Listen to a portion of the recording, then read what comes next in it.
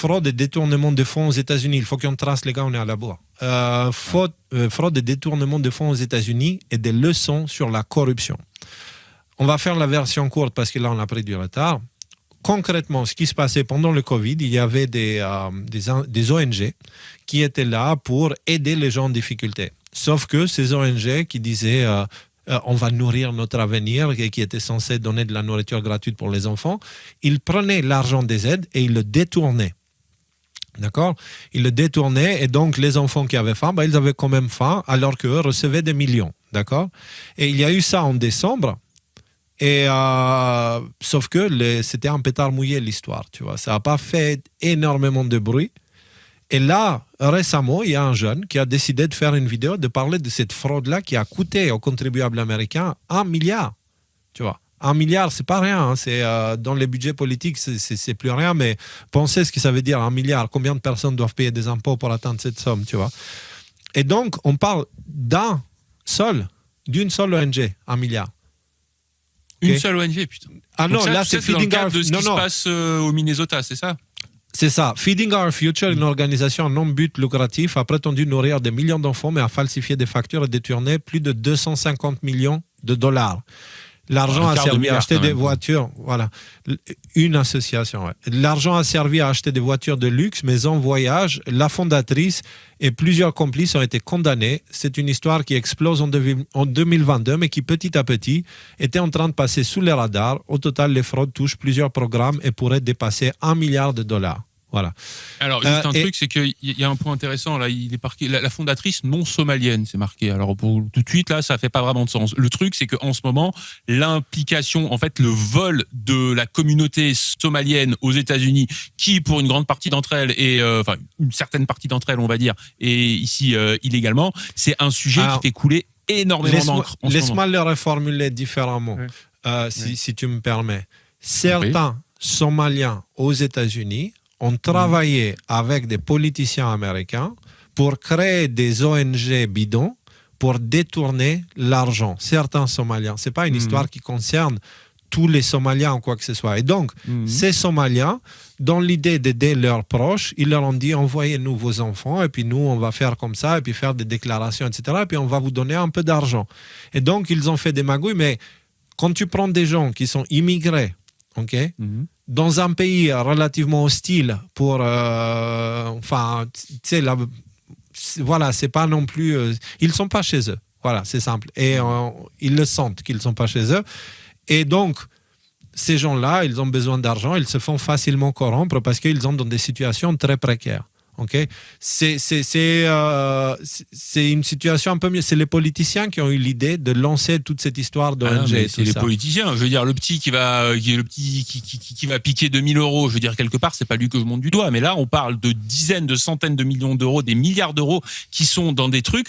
Je veux dire, à un moment donné, tu prends une affiche, tu imprimes, tu mets garderie ici, tu vas toucher, je sais pas, 5 millions d'euros par an, alors que tu n'as même pas une porte pour que les enfants ils puissent rentrer.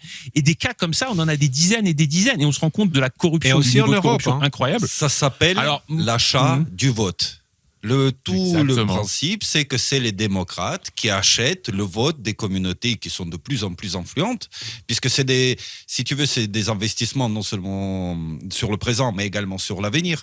Parce que si globalement, à travers ces schémas de fraude, tu choisis de nourrir et défendre une communauté. Elle l'a pas choisi, mais voilà, mais il se retrouve au milieu de ces schémas. Non seulement tu t'es garanti des votes sûrs aux prochaines élections, si jamais l'opposant il est contre cette fraude ou pour l'exposer cette fraude, mais en plus, génération future, ça c'est une question démographique. Les Somaliens ne sont pas comme les Européens. Eux, ils ont encore une construction assez traditionnelle. Ils vont faire beaucoup d'enfants. Ils vont avoir beaucoup d'enfants, et ce qui fera potentiellement beaucoup d'électeurs par la suite. Et donc, du coup, ça permet d'asseoir son pouvoir dans une zone. Donc, c'est un achat de vote. Alors, moi, ça, c'est un aspect qui est pertinent. Et pour moi, il y a l'autre aspect aussi, c'est que j'ai l'impression avec cette histoire que nous, on peut apprendre des leçons. Parce qu'en Europe, on a la même chose, et il y a un lien clair avec l'immigration de masse qui débarque en ce moment, en fait. Toute cette immigration, le budget de l'accueil des immigrés, il est en train d'augmenter. Mais est-ce qu'il va aux immigrés qui arrivent ? Non, tu sors dans la rue et tu vois que non, ça ne va pas chez eux. Donc, où va tout cet argent-là? Il semblerait que l'immigration, c'est aussi une autre façon qu'ils ont trouvé pour blanchir de l'argent. Pourquoi je dis ça? Parce que dans cette affaire-là, le procureur général du Minnesota semble impliqué. Il est dans le pétrin après la divulgation d'un enregistrement audio révélant une rencontre avec des fraudeurs désormais condamnés. Procureur général du Minnesota, ok, c'est le plus haut de la justice. Le gouverneur aussi, il est jusqu'au cou. Je veux dire, il y a des très gros profils. Tim Walz. Il y a des très gros. Tim Walz est impliqué, mais il y a aussi maintenant Gavin Newsom. Vous savez, ce gars qui était même limite présidentiable pendant une période, lui aussi sous le feu des critiques, alors que des milliards de dollars destinés à l'aide aux sans-abri ne peuvent être justifiés. Donc, si vous voulez, tous ces gens qui sortent et qui disent « Nous, on va aider, puis on va faire comme ça, costard, cravate, bien habillé, bien machin, truc et tout. » En gros, ce qu'il vous dit, c'est « Envoyez-nous de l'argent parce que je veux m'acheter un Rolls-Royce, parce que je veux m'acheter une grande maison aux Bahamas ou j'en sais rien, tu vois. » Et les pauvres restent pauvres. Et donc, ces gens-là, ils détournent l'argent de ceux qui veulent bien faire et qui veulent aider. La pauvreté leur apporte de l'argent. Donc pourquoi pas ne pas augmenter ses revenus avec plus de pauvreté? Voilà. Et donc, plus il y a de l'immigration qui vient, plus le contexte est créé pour créer ce genre de machination, tu vois, de manigance pour détourner de l'argent des fonds publics. Et ça, vous pensez qu'on n'a pas ça en Europe? Je pense que c'est partiel, cette manière de voir les choses. Parce qu'effectivement, il y a de plus en plus de pauvres, il y a de plus en plus d'argent dépensé. L'argent dépensé ne va pas aux pauvres. Déjà, en soi, c'est grave. Tu rajoutes là-dessus, tu fais rentrer des drogues comme le fentanyl, ok? Tu fais rentrer des gens, parce que l'immigration, t'as le petit père de famille avec sa famille qui vient gagner sa vie pour essayer d'augmenter la vie de ses enfants parce qu'il leur donnait de l'espoir. Et puis t'as aussi tous les repris de justice où les pays se sont dit, tiens, tu sais quoi? Plutôt que d'aller se faire chier à lui payer genre 50 ans de prison, lui, on va l'envoyer là-bas. Comme ça, maintenant, c'est plus notre problème. C'est le leur. Ces gens-là qu'on laisse volontairement en dehors, parce que t'as des gens, ils sont arrêtés 50, 100, 150 fois et qui sont toujours dehors, tu sais, pour des trucs graves, pour des trucs viol sur mineurs et compagnie. Ces gens-là te mettent une espèce de chaos. Et encore une fois, tu parles de ça aux États-unis, mais on a la même chose maintenant. Je ne parle pas que de ça aux États-Unis, on a exactement la même situation en Europe, je suis d'accord. Mais ce que je veux dire, c'est qu'en plus de tout ce que vous avez mis en avant, il y a aussi une espèce de chaos, une espèce qui aboutit à quoi? À l'énervement des populations, à la polarisation des gens les uns contre les autres, à une insécurité, mais de plus en plus, un sentiment d'insécurité de plus en plus grand. Ce que je veux dire, c'est que voilà, on met en place un terreau fertile pour une guerre civile, pour je veux dire un collapse de la société dans son intégralité. Et je pense que c'est ça l'objectif qui est derrière. C'est pas que d'aller prendre du pognon pour s'acheter un 4e yacht. Voilà, juste mon opinion sur la question.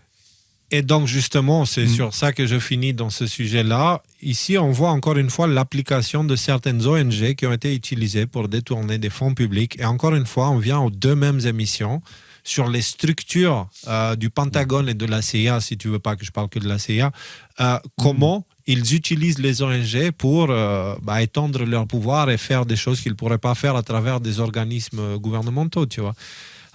Donc, on revient sur ça. Et là, le détournement de fonds, c'est à mettre en parallèle avec tout ce qui se passe aujourd'hui, tu vois. Donc, parce que moi, je les vois, les immigrés arriver. Je ne les vois pas recevoir des choses. Par contre, je vois les budgets de l'autre côté exploser. Donc, le but, c'est de créer des problèmes pour gagner de l'argent sur la résolution de ces problèmes. C'est ça. C'est comme le ministère le gouvernement de violence qui doit contre les faites aux femmes. Je veux dire, tu as des centaines de personnes qui sont payées des salaires de ouf pour résoudre le problème de violence faite aux femmes. Pourquoi ils vont le résoudre? Pourquoi? C'est une bonne question. Ouais. Donc c'est vrai qu'en fait, la résolution... tu crées les problèmes pour avoir les budgets, mais en fait, jamais tu résous les problèmes et en fait, tu les fais s'empirer. Et derrière, les gars, l'effet Cobra. L'effet Cobra. Il faut justifier ta raison d'être après, tu vois.